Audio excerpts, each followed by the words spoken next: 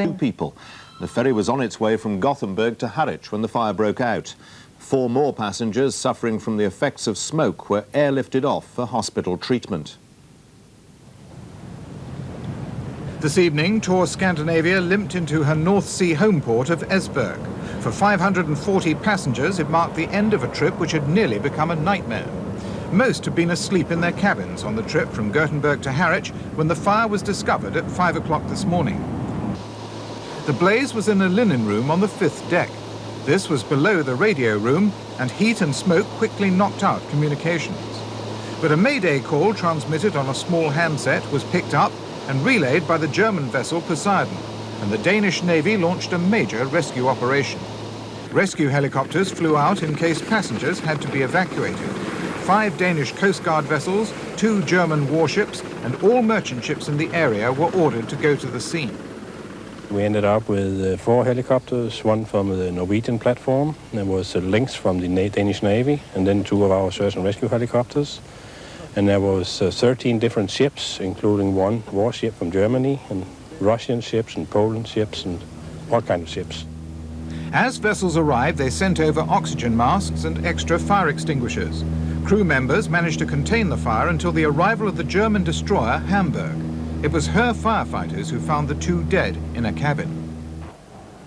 It still hasn't been revealed whether those who died were from the Tor Scandinavia's 130-strong crew or whether they were passengers.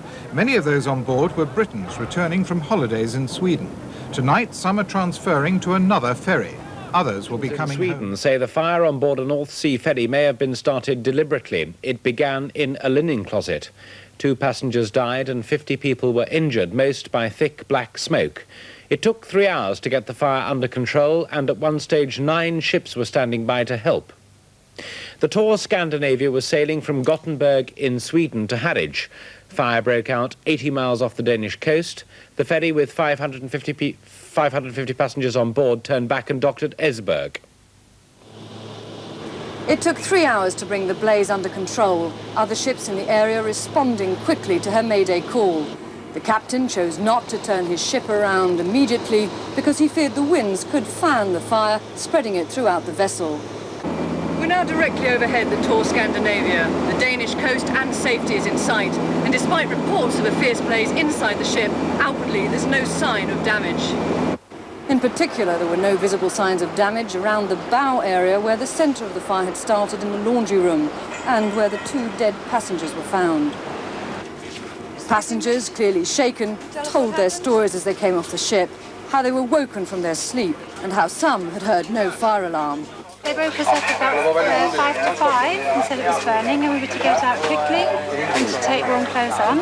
It was a thick mist, but the people were wonderful, the staff as a matter of fact, because they got us out. And this was quick work.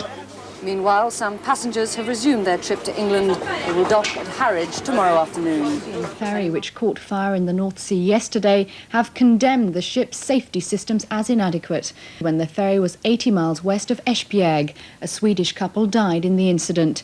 Shipping officials say the fire may have been started deliberately. 30 people, including several Britons, are still in hospital. From Denmark, Martin Frizzell reports. A dangling lifeboat ready to abandon ship was the only visible sign of the North Sea drama as the Tor Scandinavia docked in Esbjerg last night with her dead and injured. More than 100 Britons had been on board. At least 15 I spoke to all made the same claim.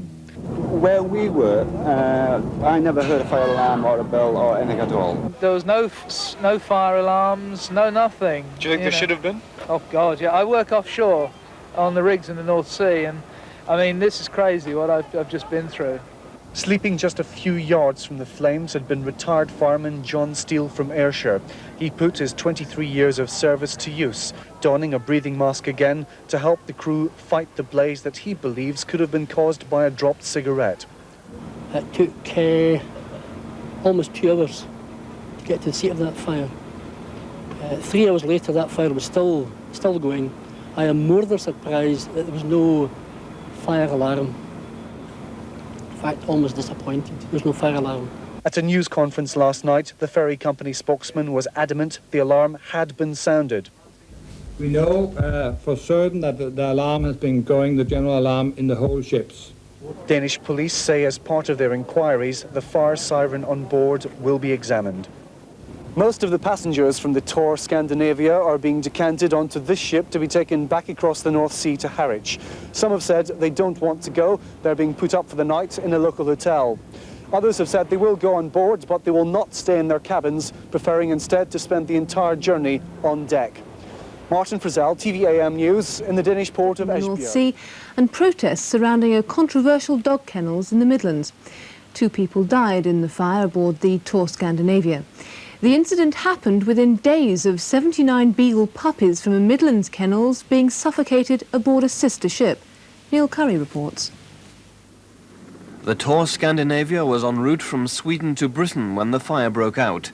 She managed to reach the Danish coast, but by then 2 people were dead and 50 injured. The ferry's sister ship, the Tor BRITANNIA, became the centre of controversy in recent weeks when 79 beagle pups from Perrycroft Kennels near Malvern suffocated during the voyage to Sweden, where they were to face animal experiments. The publicity surrounding their deaths outraged animal rights campaigners who demonstrated outside the kennels.